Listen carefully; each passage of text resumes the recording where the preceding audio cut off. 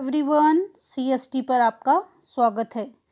Friends, आज के session में हम डिस्कस करेंगे माइक्रो इकोनॉमिक्स लेक्चर 4 के topic law of demand, assumption of law of demand, exception to law of demand. तो चलिए फ्रेंड्स, स्टार्ट करते हैं आज का session. See, law of demand. Law of demand study the impact of price on the demand of commodity by assuming all other determinant of demand constant। Demand law क्या कहता है कि सारे डिटर्मिनेंट कांस्टेंट हैं, अनचेंज हैं, सिर्फ price की वजह से डिमांड जो है वो चेंज होती है। प्राइस इंक्रीज होता है तो डिमांड डिक्रीज होती है, प्राइस डिक्रीज होता है तो डिमांड क्या होती है, इंक्रीज। लेकिन साथ में एक कंडीशन है, bye keeping other things constant. अगर किसी और डिटर्मिनेंट में चेंज नहीं होता तब ये चीज़ होती है। प्राइस और क्वांटिटी डिमांडेड का कैसा रिलेशन होता है, inverse relation. You can convey the same thing with the help of table. As the price increases, demand of a commodity decreases. See, at ₹1 demand 4, ₹2 demand 3, ₹3 demand 2, ₹4 price demand 1।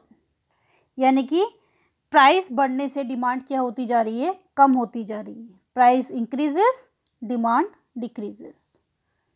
Clear है। तो law of demand यही study करता है कि हम किसी product और service की डिमांड की अगर स्टडी करते हैं तो सिर्फ अगर हम प्राइस इफेक्ट की स्टडी कर रहे हैं by assuming all other determinant of demand constant, then that study is called law of demand। Clear. यहाँ पे अदर डिटर्मिनेंट ऑफ डिमांड का मीन्स क्या है, जो हमने लास्ट लेक्चर में पढ़ा था, price of related goods, income of consumer, taste and preferences, fashion, seasonal variation, future expectation about price, composition of population and so on. जितने भी हमने डिटर्मिनेंट पढ़े थे except price of the commodity, सारे के सारे क्या रहते हैं, कांस्टेंट। सेम कंसेप्ट को you can explain with the help of diagram. ये आपका डिमांड कर्व है, ये है आपका एक्स एक्सिस और ये क्या है आपकी वाई एक्सिस। एक्स एक्सिस पे हम क्वांटिटी लेते हैं और वाई एक्सिस पे क्या लेते हैं, प्राइस। और इसको जो डिमांड शेड्यूल है आपका, उसको प्लॉट करके भी आप सेम चीज़ को कन्वे कर सकते हो। प्राइस 1 है, देन डिमांड कितनी है, 4। प्राइस 1, डिमांड 4, ये आप देख रहे हो। प्राइस 1 है तो डिमांड कितनी है आपकी, 4। सी, देन प्राइस 2 है तो डिमांड कितनी है, 3। प्राइस 2 है, डिमांड है 3। ज्वाइन कर दोगे लाइनिंग को। प्राइस 3 है, डिमांड कितनी है, 2। प्राइस 4 है, डिमांड कितनी है, 1। इसके बाद जो आपको ये पॉइंट गेट होते हैं, इन पॉइंटों को ज्वाइन करोगे, you will get the demand curve. Clear. Free hand भी अगर आपको नीड है तो मैं बना के आपको दिखा देती हूँ। ये है 1 2 3 4, 1 2 3 4, इस तरह से बनाएंगे। प्राइस 1 है तो डिमांड कितनी है, 4। प्राइस 2 है तो डिमांड कितनी है, 3। सी, प्राइस 3 है तो डिमांड कितनी है, 2। प्राइस 4 है तो डिमांड कितनी है, 1। जो आपके पास ये पॉइंट्स आते हैं, इनको स्केल लोगे और ज्वाइन कर दोगे आप। मैं फ्री हैंड कर रही हूँ तो मेरा कुछ इस तरह का स्ट्रक्चर आ रहा है। इस तरह से मैंने डायग्राम ड्रॉ किया। एक्स एक्सिस पर क्वांटिटी लेनी है और वाई एक्सिस पर क्या लेना है आपको, प्राइस। क्लियर। चलिए, क्लियर है law of demand. Then assumption to law of demand. assumption is nothing but the other determinant of demand, जिसको हमने law of demand में क्या कहा है, if other things being constant। see, this is the very important line in the definition of law of demand। other things remaining the same or constant, then this law applicable। अगर इनमें से एक भी चीज़ change हो गई तो ये law applicable नहीं होगा। See, assumption to law of demand। There is no change in price of related goods, सारी चीज़ें थी उसके साथ देयर इज़ नो चेंज कर दो, क्योंकि हमने सारे डिटर्मिनेट को क्या माना है, कांस्टेंट। तो जिन डिटर्मिनेट को हमने कांस्टेंट माना है वही क्या है, अजम्पशन। इकोनॉमिक्स में बिना अजम्पशन के कोई भी लॉ नहीं बनता है, क्योंकि अगर एक पर्टिकुलर सिचुएशन में हम एक चीज़ को सही कहते हैं तो सिचुएशन चेंज करते ही वो क्या हो जाती है, अलग हो जाती है। ठीक है, तो हमने जो एजम्पशन कही है इट मीन्स इनमें चेंज नहीं होता, तो आप देयर इज़ नो चेंज या कांस्टेंट वर्ड यूज़ कर सकते हैं। There is no change in price of related goods, there is no change in income of consumer, there is no change in taste and preferences, there is no change in fashion, there is no change in future expectation about price। यानी कि price of the commodity को छोड़ के सारे determinate आप लिख सकते हो अजम्पशन में, except price of the commodity. सारे से सारे डिटर्मिनेट आप एज अ अजम्पशन मेंशन करो और उसके साथ क्या लिख दो, there is no change. See one important thing is कि अगर आपको किसी भी एग्ज़ाम में डिस्क्रिप्टिव में लॉ ऑफ डिमांड आता है तो आपको सारी चीज़ें मेंशन करनी है, आपको स्टेटमेंट में उस लॉ को एक्सप्लेन करना है, आपको उस लॉ को शेड्यूल की हेल्प से एक्सप्लेन करना है। You will also explain that law with the help of curve, and without assumptions no law will complete. मैंने आपको कहा कि एक पर्टिकुलर सिचुएशन में कोई चीज़ अगर राइट है तो सिचुएशन चेंज करते ही वो क्या हो जाती है, रॉन्ग हो जाती है। इसलिए किसी भी लॉ को एक्सप्लेन करते समय आपको अजम्पशन भी राइट करनी है। Clear? Now come at next, exception to law of demand. See exceptions are all those situations in which law of demand is not applicable. हमने कहा exception to law of demand means वो सारी situation जिसमें law of demand applicable नहीं है, means ये वाली situation satisfy नहीं होती कि price of the commodity increases, demand decreases, price of the commodity decreases, demand increases. ऐसे सारी सिचुएशन जिसमें ये लॉ एप्लीकेबल नहीं होता, by keeping other things constant, उनको हम क्या कहते हैं, exception to law of demand. See पहला एक्सेप्शन है आर्टिकल ऑफ डिस्टिंक्शन और Veblen goods. See article of distinction और Veblen goods are those goods which is related to the social status of consumer. See, I am repeating, article of distinction or Veblen goods are those goods which is related to the social status of a consumer। यानी कि किसी भी consumer के ऐसे goods जो अपने social status से वो रिलेट करता है, वो सोचता है कि मेरे पास ये कॉस्टली गुड डिफरेंट गुड है तो मैं क्या हूँ, ज़्यादा सुपीरियर हूँ as compare to other customer. तो वो गुड्स कैसे होते हैं, आर्टिकल ऑफ डिस्टिंक्शन। और इन गुड्स को सबसे पहले वेबलन ने, प्रोफेसर वेबलन ने डिफाइन किया था। That's why these goods are also called Veblen goods.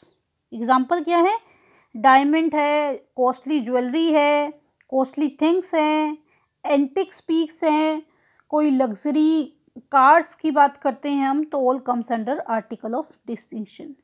In this type of article customer is not bothering about price. If price increases, demand of these goods increases because less number of people are able to afford it. जितने कम लोग इनको afford कर पाएंगे, जो लोग unique piece लेना चाहते हैं, जो लोग सोशल स्टेटस दिखाना चाहते हैं, वो उतना ही ज़्यादा इनकी परचेज करेंगे। इनका प्राइस कम होगा तो इनकी डिमांड भी कम हो जाएगी because number of consumer able to afford it. तो जितने ज़्यादा कॉस्टली हैं उतनी ज़्यादा इसकी डिमांड होगी, means law of demand is not applicable. Second is ignorance. Sometime due to ignorance, law of demand is not applicable. We have perception in our mind, if price of a commodity is less, it means इस quality is also low. भाई कुछ लोग ये समझते हैं अगर price कम है तो गुड की जो वैल्यू होगी, जो उसकी क्वालिटी होगी, वो क्या होगी, लो क्वालिटी होगी। गुड की वैल्यू हाई है तो हाई क्वालिटी होगी, इसलिए भी लोग कम प्राइस वाली चीज़ों को खरीदते नहीं हैं। यानी कि प्राइस कम होने पर भी उनकी डिमांड इंक्रीज नहीं होती because of law of ignorance. See, आप मॉल में कोई चीज़ खरीदने जाते हो तो आप मुंह मांगे पैसे देने के लिए तैयार हो जाते हो। अगर वही चीज़ आप किसी रोड साइड मार्केट से परचेज़ करोगे तो क्या करोगे, आप उसके लिए उतना पैसा देने के लिए रेडी नहीं होगे, क्योंकि आप हर चीज़ को सोच रहे हो मॉल में मिल रही है, it means quality of that particular is high as compare to road side product. But sometime same product की क्वालिटी होती है, सिर्फ स्टेटस के अकॉर्डिंग उसकी जो प्राइस है वो डिसाइड किया जाता है। Next exception is goods expected to become scarce और कॉस्टली इन फ्यूचर। ऐसी चीज़ें जिनकी फ्यूचर में कॉस्टली होने की या स्केयर होने की पॉसिबिलिटी है, उनकी डिमांड एट प्रेजेंट इंक्रीज हो जाएगी। यानी कि अभी प्राइस हाई है but in future it may be possible they become scarce, यानी कि लिमिटेड और डिसअपेयर और may be costly as compare to present situation. तो क्या होगा, एट प्रेजेंट भी हाई प्राइस होने के बाद भी लोग उन पर्टिकुलर प्रोडक्ट की डिमांड ज़्यादा करेंगे। तो एक्सपेक्टेशन की वजह से भी लॉ ऑफ डिमांड अप्लाई नहीं होता। Law of demand is not applicable because of future expectation about price.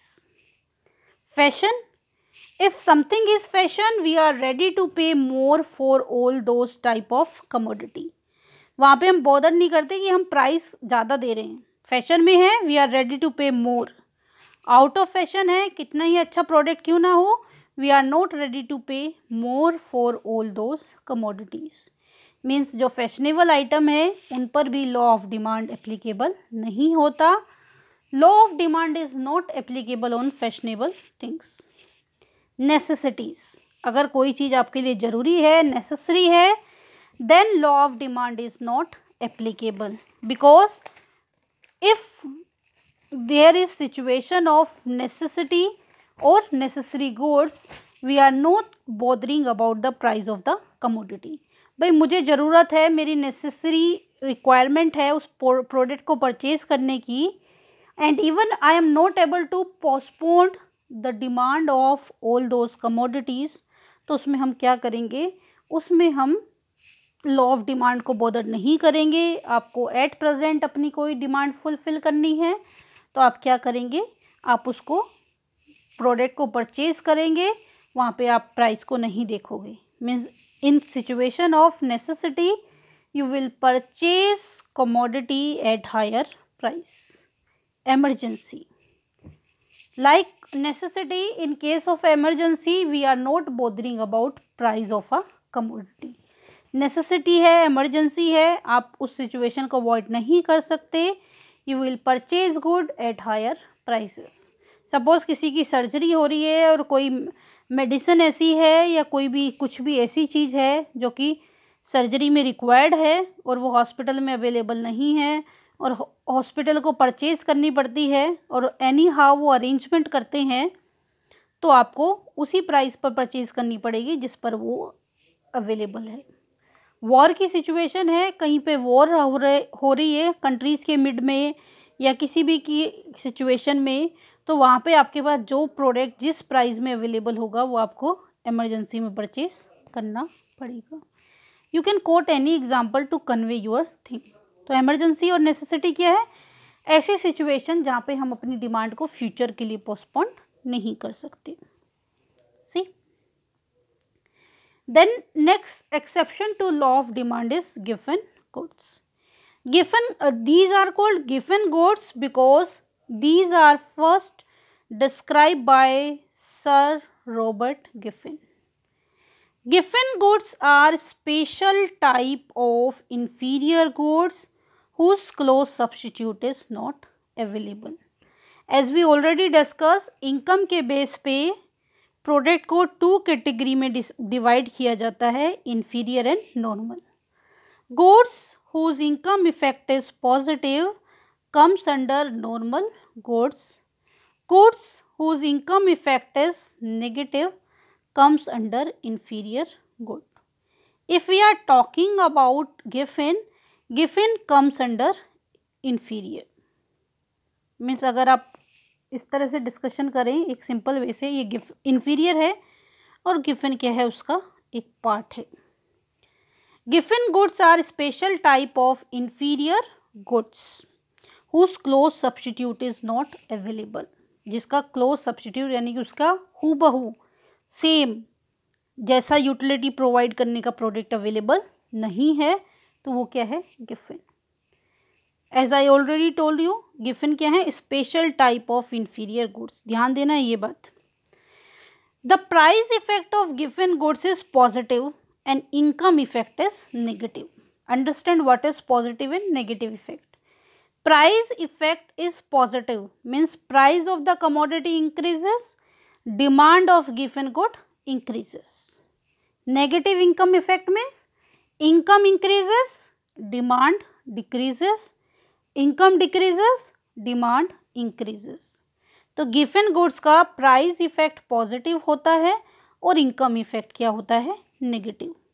But inferior goods की सिचुएशन में क्या होता है, अगर हम इन्फीरियर की बात करें तो इन्फीरियर की दोनों चीज़ें नेगेटिव होती हैं। उसका प्राइस इफ़ेक्ट भी नेगेटिव होता है और इनकम इफ़ेक्ट भी क्या होता है, नेगेटिव।